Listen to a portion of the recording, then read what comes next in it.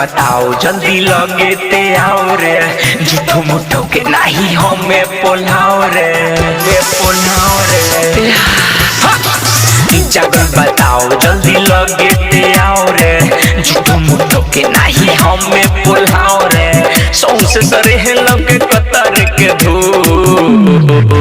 चुपा चुपा रे, चुपा चुपा रे, चुपा चुपा रे है बुड़, चुपा चुपा रे है बुड़, माल मारेला बोलाएले तू इतना दूर। चुपा चुपा रे है बुड़, चुपा चुपा रे है बुड़, माल मारेला बोलाएले तू इतना दूर।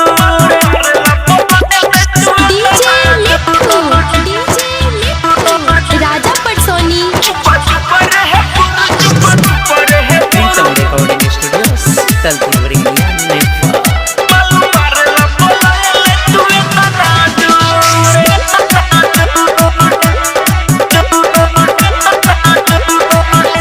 चक्कर में रोजो पीले बउआ, यही से मौगी के होखे नहीं बउआ, यही से मौगी के हो रहे बउआ।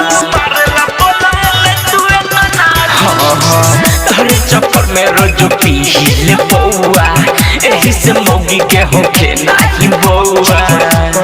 बुढ़ खाली चिखाना में, खाली चिखाना में, खाली चिकना में ले आइले हम छड़ी के मुड़, माल मारेला बोलाएले तू इतना दूर। चुपा चुपा रे है बुढ़, चुपा चुपा रे है बुढ़, माल मारेला बोलाएले तू इतना दूर।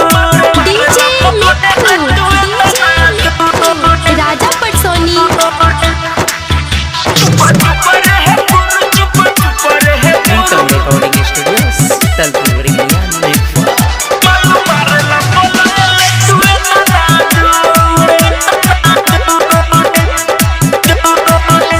चक्कर में देह सुख गइल गल के, कहत रहे मौगी रहे ई भल के, कहत रहे मौगी रहे ई भल के। चक्कर में देह सुख गइल गल के, कहत रहे मौगी रहे ई भल के। सारा बाहटे, सारा बाहटे, सारा बाहटे सुरेश परवेश के कसूर, माल मारेला बोलाएले तू इतना दूर।